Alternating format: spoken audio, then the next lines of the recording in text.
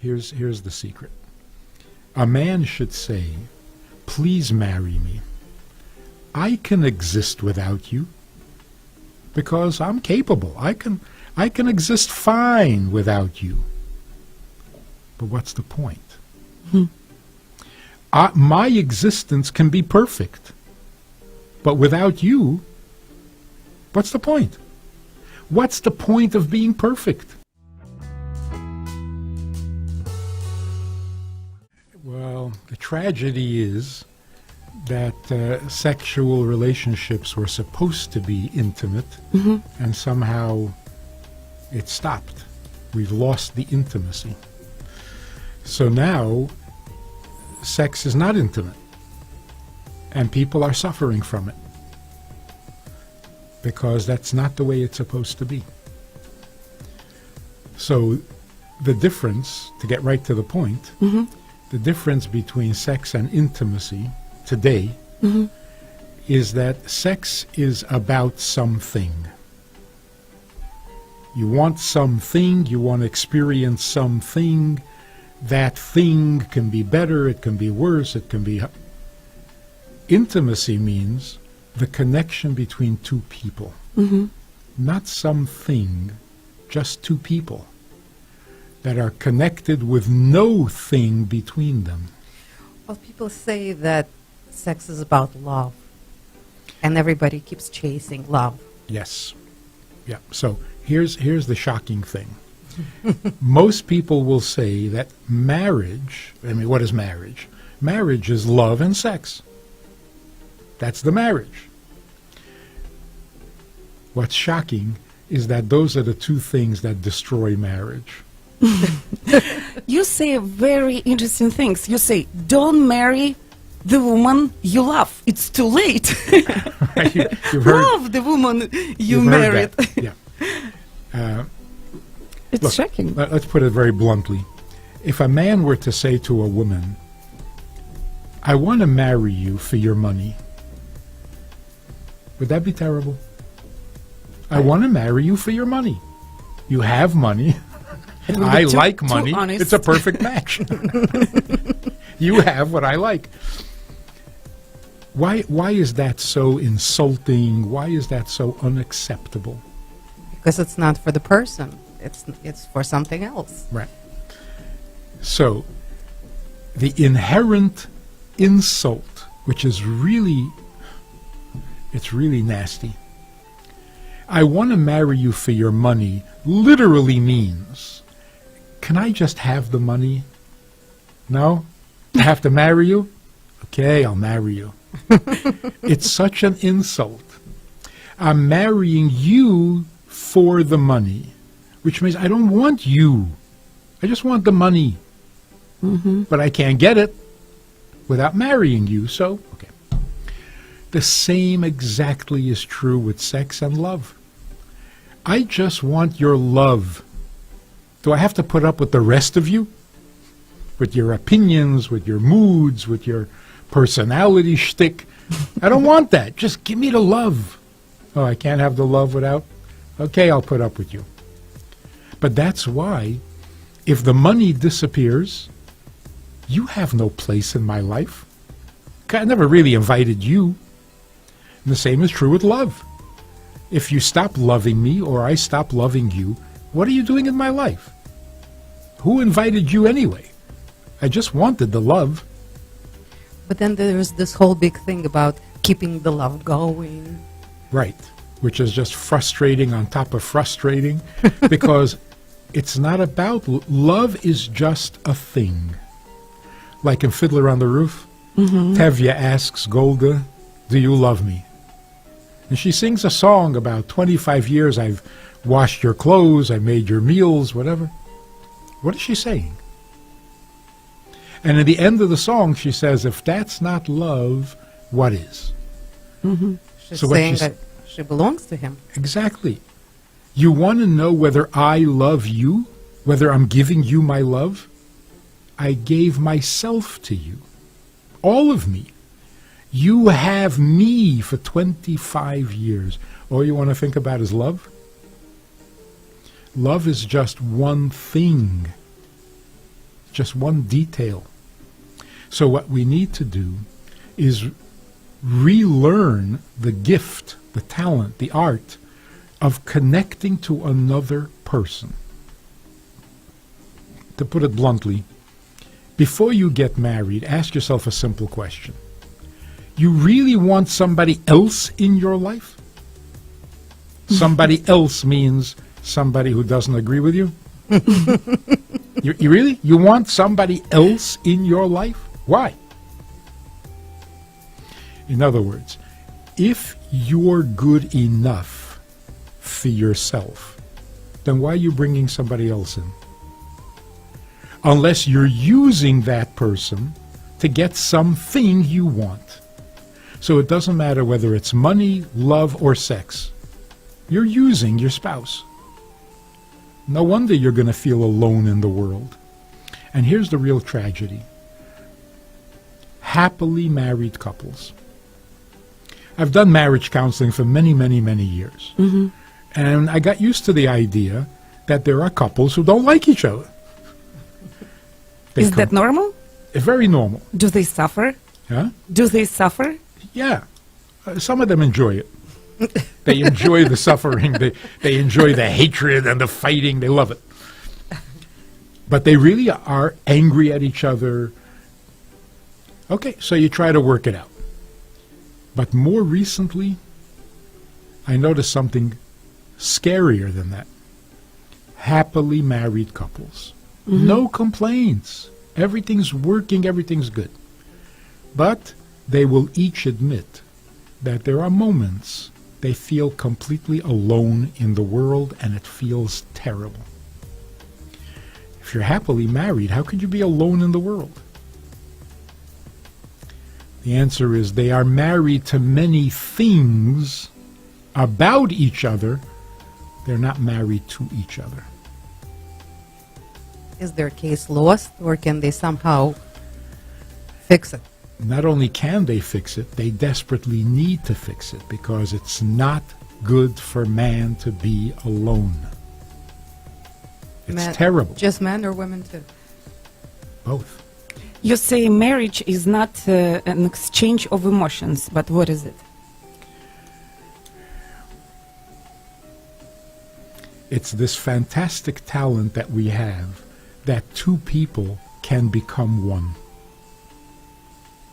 Two different people, not related, that's not kosher. They have to be strangers, and yet they become more connected to each other than you are to your father, to your mother, to your brother, to your sister. The bond between a husband and wife is a deeper connection than any family relationship. Partly because it's voluntary, but also because it's unique. You can't be one with your mother, because your mother has a husband. You're number 3 if everything's good. You can't be one with your children because you have your spouse. Mm-hmm. The child is number 3. The only relationship in which you truly are number 1 is in marriage. You're the only one. So that bond is much stronger. And that's why the Torah says, therefore you should leave your mother and father and cleave to your wife. What's wrong with my mother and father? I like them a lot. You're not one with your mother or your father. The only way you can be one is if you leave them, because from them you get things, and you cleave to your wife just to have her. So this needs to be explained, or at least translated. What does it mean to connect to her? A husband connects to her, not to something about her. So if a husband says, I love everything about my wife, He lies. it sounds nice. It's worthless. It's worthless. So I ask him, you love everything about your wife, do you love her? He says, I love everything about her. I said, no, do you love her? He says, what about her? I said, no, not about her, her. He said, I don't know what you mean. What does that mean? If you take all things away, what's left? And that's a very insulting and distancing thought. If I lose all things, you don't need me anymore? See, always women are asking, are you really there for me? Are you accepting me for who I am? Mm-hmm. And it's a very nice question, but nobody knows what that means. I'll accept you for who you am. But who am you? Nobody knows. But does everybody knows what it means to become one? Everybody feels when it's not happening. Okay. But we don't understand it, so we don't know what to ask for. So the wife says, are you really there for me? And the husband says, whatever you want. She says, never mind. He says, so what did you start? What happened over here? Whatever you want, just ask. No, never mind. Why? I'm not asking for anything. I want to know if you're there for me. And the husband said, I'll do anything for you. And the wife said, no, we're not communicating. Forget it. So the husbands think wives just want to make you crazy. And wives just walk around saying, men don't get it. And the men say, get what? Whatever you want, just say it. Listen to this amazing thing. When your husband is out of town, you miss him. Mm-hmm. You miss him. What about him are you missing? Not just him. He's not home. What happens the minute he walks into the house? Suddenly it's not about him. Take out the garbage. Right. Right. Oh, now you can. Did you pay the bill? Did you do this? Can you just miss him one more minute? Even though he's home, you know? And the same when your wife is out of town, you miss her. And you know what that means. You don't miss something about her. You just miss her. So you do know what it means. Why does it stop the second she walks in the door? Why? Because we're so hung up on things. We get so distracted. For example, to be blunt about it, a couple were intimate. Afterwards, the husband asks, how was it? If he's Jewish, he says, "Nu, how was it?" So, first of all, how was it? There was an it. There was just us. Who's an it? How did you bring an it into the bedroom? A bedroom doesn't allow any things. It's just a place for us. So what are you asking? Secondly, why do you need to ask?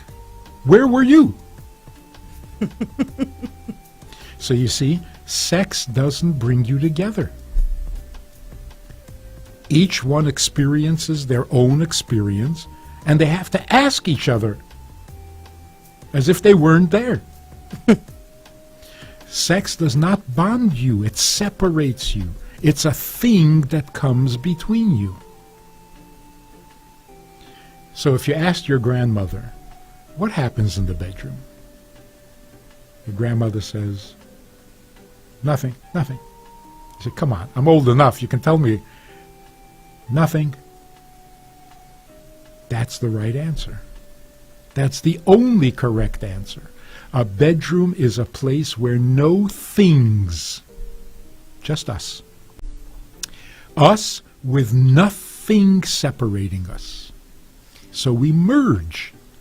How can that be good or not good or better or worse? There's no such thing. We were together, we have each other. Perfect.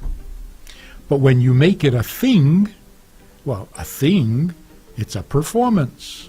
If you're a performance, sometimes it's good, sometimes it's not good. You can make people crazy. So let me give you a quick example. Some guy is staring at me he comes over to me finally and he says, I'm just curious. When you sleep, do you sleep with your beard under the blanket or with your beard on top of the blanket? He was just trying to be funny, right? I want to be him, if that's all that bothers him. But I'm telling you, I couldn't sleep for a week. Because once you become self-conscious about something, it doesn't work this way, it doesn't work this way. I couldn't figure out how are you supposed to sleep? You ask a married woman, the sex is good? You destroyed her. I thought it was. What am I comparing it to? Good for what? All of a sudden, nothing works. Then you read the magazine in the supermarket. 14 secrets to a better sex life. 14 secrets that I don't know? I must have the worst sex life in the world. And all of a sudden, everything is bad. Not good enough. How come? Blah, blah. You just ruined everything because you turned it into a thing. So here's the difference between our grandparents' marriages and our marriages. You always say, they were really married. They would never get divorced. It was unheard of. And people say, oh, come on. They were miserable. They just didn't know how to get divorced. Were they miserable? Probably not. See, here's the difference. They had each other. They were connected to each other. They became one. Divorce? You gotta be crazy. What would I do without her? Right? But the things about her, didn't like so much. So they argued about things. Why do you have to be like your mother? Why can't you be like my mother? Why do you have to do it this way, do it that way? They argued about everything, but they had each other. We love everything about each other. We just don't need each other. So it's the flipped exactly. So intimacy means there's something much more valuable than love, and that's called belonging.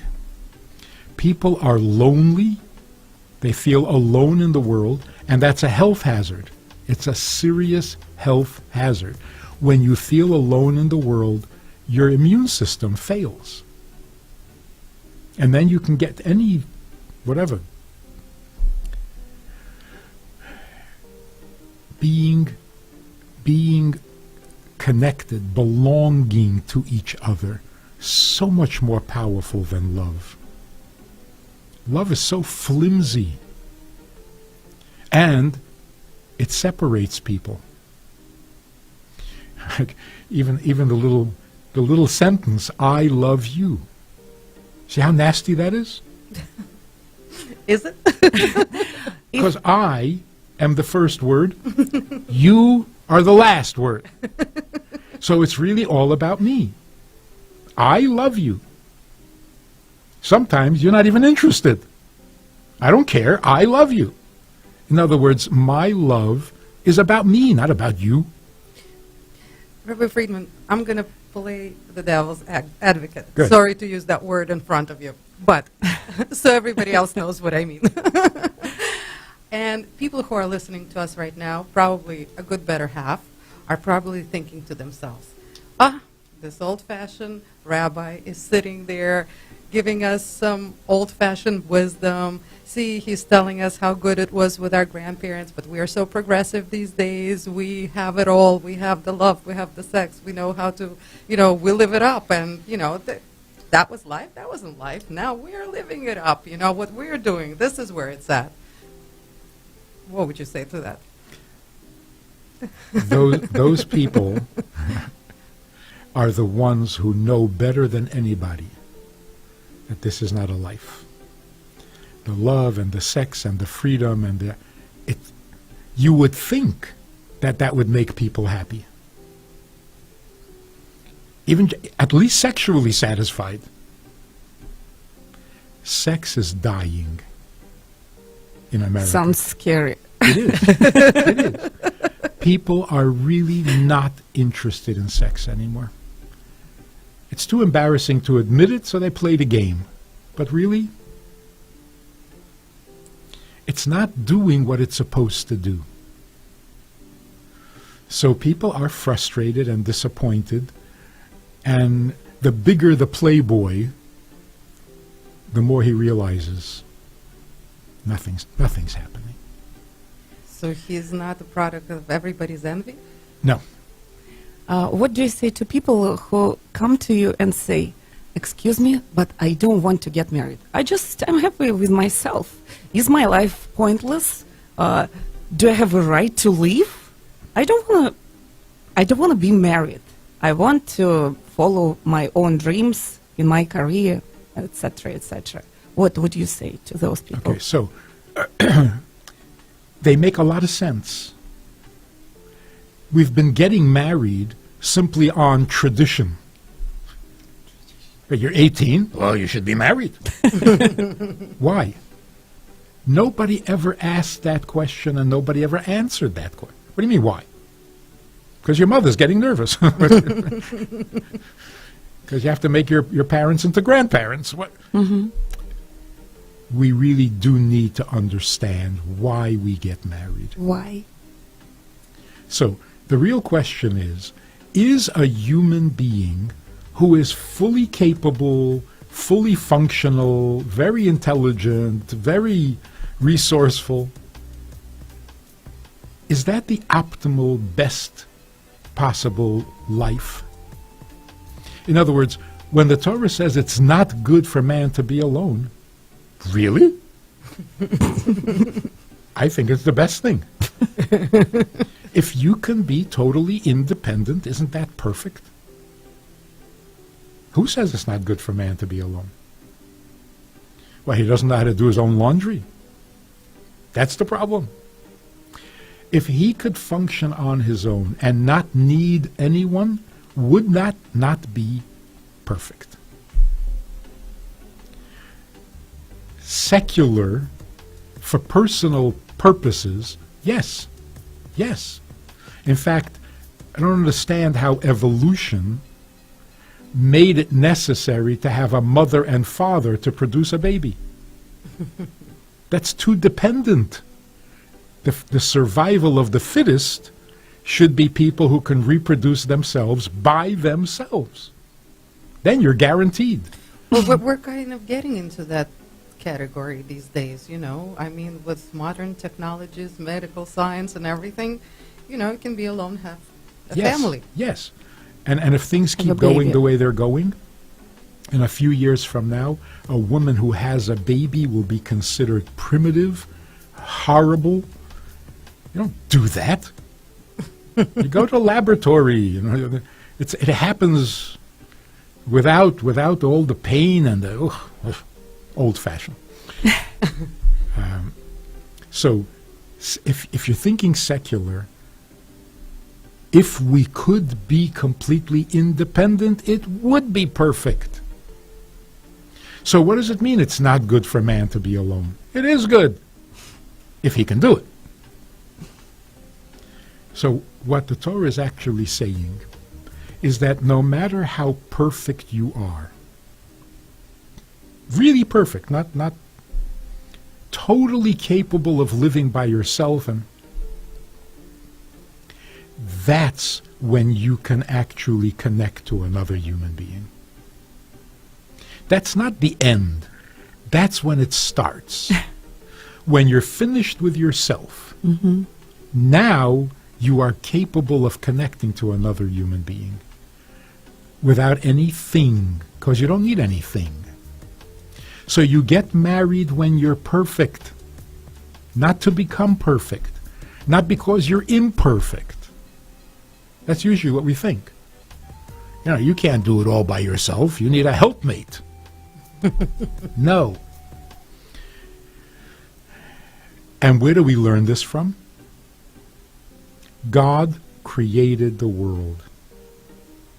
He is certainly perfect. There's no thing that he needs from his creation. And yet he creates the world. Why? Because if you're godly, being yourself is not enough. Even though you are perfect. But just me? What's the point? So let me put it this way. A man says to a woman, please marry me. I can't live without you. Should she marry him or run away? Run away? Run away, right? Because either he's lying, like this girl said, my boyfriend said that if I ever left him, he would kill himself. Men never do what they promise. I left him. Can't trust men. So if he's just saying that he can't live without you, he's not honest. If he really means that he can't live without you, he's not healthy. Go for therapy. On the other hand, if a man says to a woman, please marry me, I can live without you. Honest man. Nobody's going to marry him. But people do make mistakes, and sometimes they marry maybe wrong people. What would they do? Divorce is not an option? Yes, of course divorce is available, not as an option, as absolute necessity. Because when you need it, There's no option. Right? So what should a man say? Why is he marrying her? How does he propose? I can live without you. I can't live without you. What are we doing here? Here's the secret. A man should say, please marry me. I can exist without you because I'm capable. I can exist fine without you. But what's the point? My existence can be perfect. But without you, what's the point? What's the point of being perfect? It's so boring.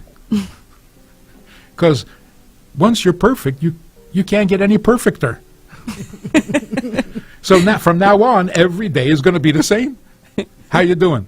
Perfect. Anything new? No, perfect. What do you want to do tomorrow? Nothing. So God says, you know why I created the world?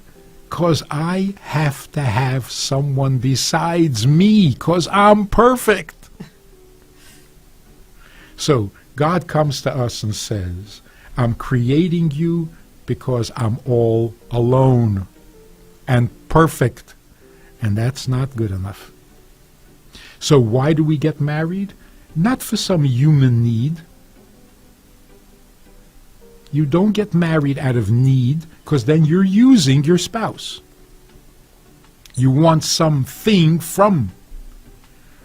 You don't get married for things. You don't get married to become perfect. You don't get married for personal benefit at all. The first thing that happens when you get married is you give up. You give up your independence. You give up your private space. You give up your freedom to come and go whenever you, that's the first thing. So under the chuppah, in the marriage ceremony, somebody should say, do you take this woman to be the one who will interfere with your existence? Because that's the first thing that's going to happen. If you're not ready for that, don't get married. So why do we get married? Because when we are perfect, that's when we discover, what's the point? So what? So what? Only when we have another person in our lives and we can merge with that person, then our existence becomes a life. Otherwise, we're just existing. Perfect. But so what? So the desire to become perfect, to fix every flaw that I have, to work on myself, to go for therapy, discover every little twitch in my personality, in my emotions, and fix it, and become the perfect human being. You're going to be so alone. You're going to become suicidal. So it's a dead end.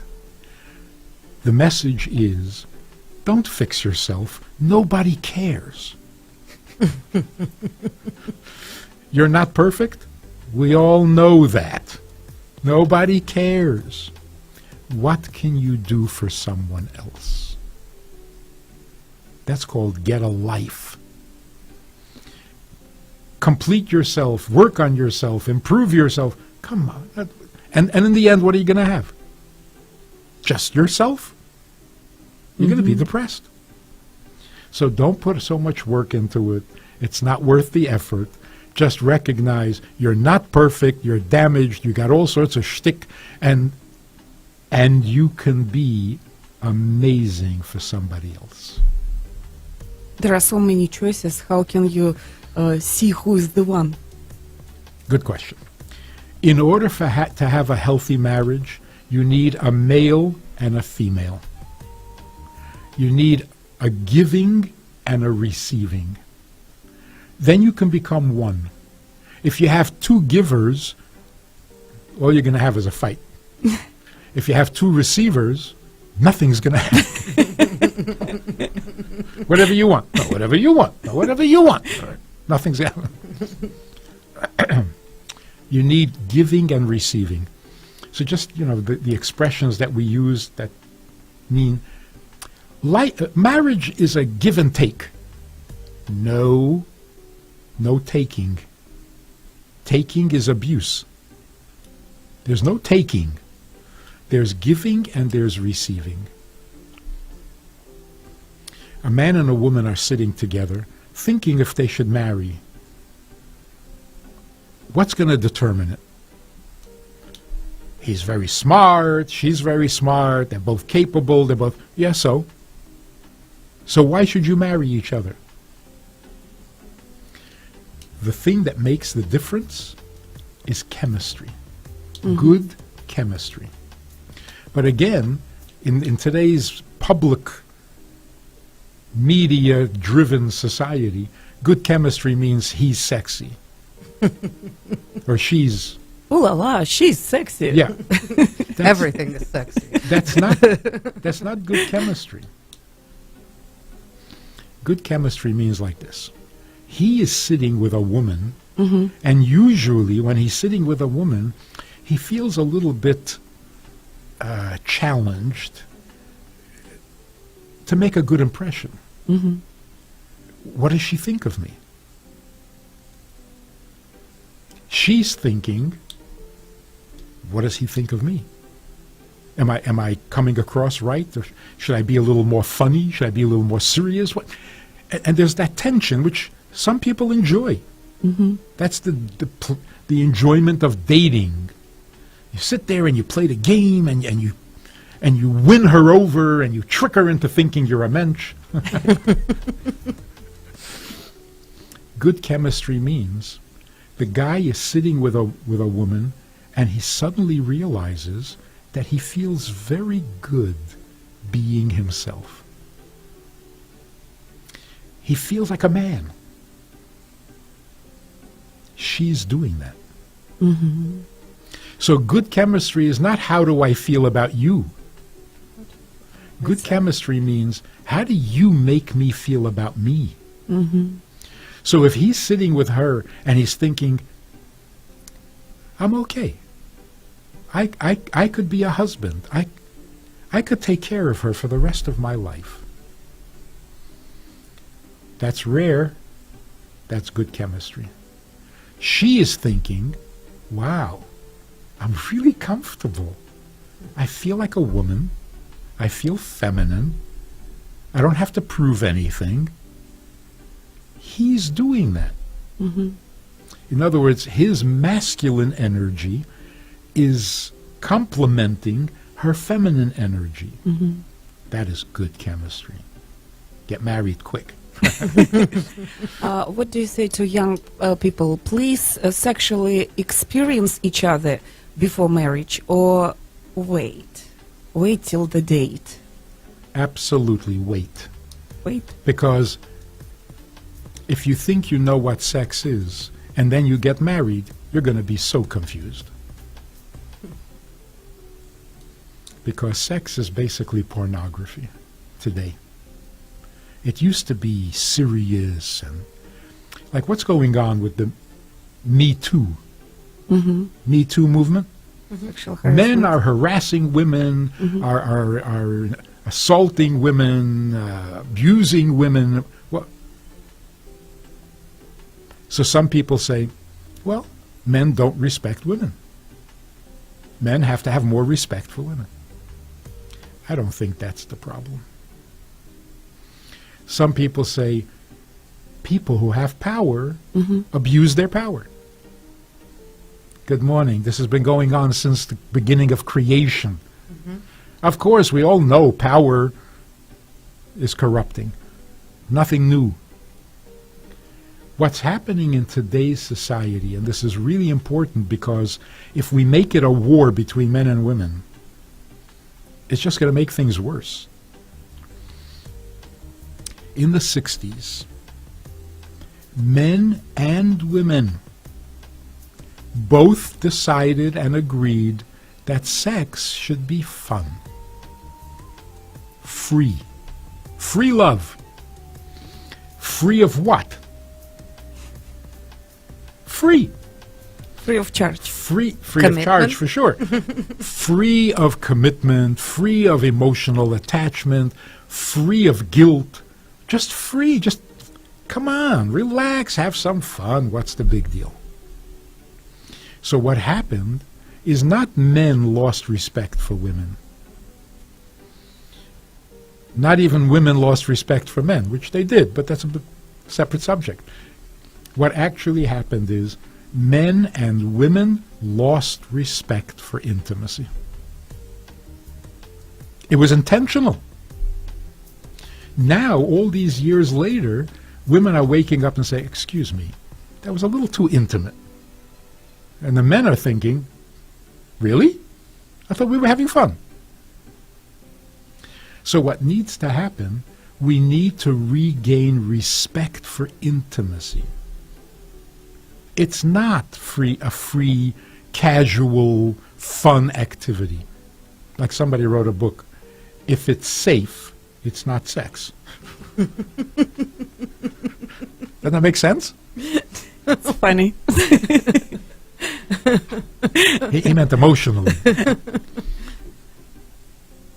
So we have a minute? Yeah, Yes. these Quick days it can be anything, though, and physical, too. Yeah. Quick story. We started a program for women in Minnesota in 1970. A crash course on Judaism. So who came to the program? The women who in the 60s were the radical political activists. You know, they were anti-establishment. So they were not the type to make up their hair or to use makeup or to worry about their looks. They were against that. So they kind of neglected. There was this one woman who went very, very far, neglected herself terribly, terribly. The other women didn't want to share a room with her. So during the program, one day she said, "Can I talk to you privately?"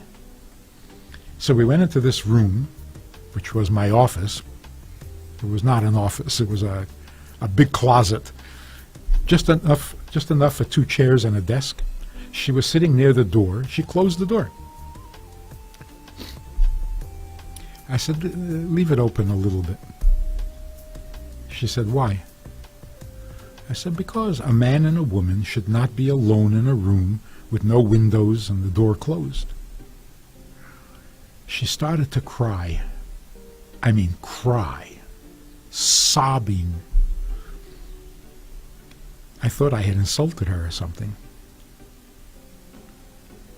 Finally, she says, this is the first time anyone ever treated me like a woman. Now, here's the point. If intimacy is a matter of intention, when I'm in the mood, I'm intimate. When I'm not in the mood, it's not intimate. If that were the case, she could close the door. Nothing intimate happening here. I have a question. Why am I not allowed to shake your hand? Same reason. It's intimate. Unless you're going to have my baby, don't touch me. In other words, if you start intimacy, it's intimate. We're not intending to be intimate, so let's not start. Because look what happened. Shaking hands, come on, it's nothing. Right? A hug, come on, it's nothing. A kiss, yeah, a kiss, we're friendly. Friendly? So eventually, nothing is intimate. Like a guy's cheating on his wife. And the wife says, how could you do this? He says, it was just sex. Right? You ever had this excuse? With her, it's just sex. No, don't worry about it. Oh, so that's not intimate either. So the result is, when are you intimate? When you're in the mood, when you're intending to be intimate, when that's what you're looking for. So now, a man meets a woman, he's in the mood. She's not. There's going to be problems here. The truth is, intimate is real. When you close the door and there's a man and a woman in the room, that's intimate. I don't feel intimate? That's because I'm dull. It doesn't change the intimacy. Intimate is intimate. A friendly touch is intimate. You don't feel it? Well, go for therapy. Some people will say that Jewish people are like that because they lack self-control. So not for something to happen, let's not even push it. See, but that's a mistake. The reason we're not allowed to be alone in a room is not because who knows what you're going to do. No. Being alone is powerful. It's an intimacy. Nothing else has to happen. It's already intimate. You don't feel it? Whoa, you better go see somebody. In this modern digital world, what should we do to get closer to each other? So it's amazing that no matter who I talk to, Jew, non-Jew, liberal, conservative, when they ask, so what's a good way to get to the intimacy? You'll be surprised how powerful this little suggestion. I say, don't ever be intimate with the lights on. And the most liberal, they say, wow, wow, no lights. Wow. Intimacy may not be in light. There may not be any sounds, music or whatever, and you're not allowed to talk during intimacy. So imagine, you don't see anything, you don't hear anything, and you don't say anything. Then what are you doing? Meditating? Where are you? You're completely there. As soon as you turn on the light, you're going to see something. Right. The intimacy is gone. If there's music playing, you're hearing something. distracted you from the intimacy. So you have to make extra effort to be in the zone, sort of. But it's a process of elimination. You don't have to do anything heroic. Just stop messing up. For example, the experts say that if you want to fantasize, a married couple, they want to fantasize about somebody else while they're being intimate, it's a great idea. That is so degrading. It is so insulting. I can't believe intelligent people can really think like this. Yeah, that can really make you feel alone if he's thinking about somebody else. Yes. And then what does that do to your children who are born from that kind of fantasy? Look like the other guy? I don't know. It's scary. If the television is on in the bedroom, and it usually is, which is why you shouldn't have a television in the bedroom, and a baby is born, he has a hard time concentrating.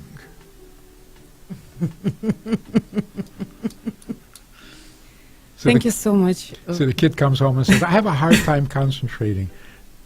And the father should say, yeah, I wasn't exactly concentrating either. I was listening to the football game. Rabbi Friedman, this was such a treat for us. It's amazing. I mean, honestly, having a radio just to see you here in 3D rather than on my flat screen on my iPhone is amazing. It's worth everything. Just And you have a great sense of humor. And why are you surprised? I just want to give you a little plug that if anybody wants to see more and hear more of you, you have a website. It's good to know that people can Google and find you there. You're on YouTube, Rabbi Menace Friedman channel. And there's a wonderful book that just came out, The Joy of Intimacy. So if somebody wants to get a little bit deeper into the topic that we spent our show on today, Even that not is also religious people, right? everybody, I think, can benefit from this book. Which one of your books got endorsement by Bob Dylan, and how? I was like blown away a little bit by that. Did you meet him? Yeah, he's from Minnesota, Uh-huh. and I live in Minnesota. So, yeah, we had, it was the only thing he ever endorsed. Wow. Yeah. And that book is called Doesn't Anyone Blush Anymore? Which I'm sure also has to do a lot with intimacy. Yes. It's next on my reading list. So, yeah, again, we thank you so much for the opportunity to introduce you to our listeners and to have this amazing time here in our studio with It you. was a pleasure. Let's get closer to each other and turn off the lights. You're going to get us in trouble, Tanya. Thank you very much, Denise. Thank you. No more alone. We have a Sunday night program for VIPs that you might be interested in. It's informal, it's questions and answers, it's conversation. It's really relaxed, it's really pleasant, enjoyable, informative, and kind of community-like. It's a Sunday night program. There's a Wednesday morning program for the VIPs, and there's a Wednesday night program. All of it just conversation, casual, laid back, unscripted. So join us, take a look, click the link below, and see which of the three suits you best, and join us for some enjoyable conversation.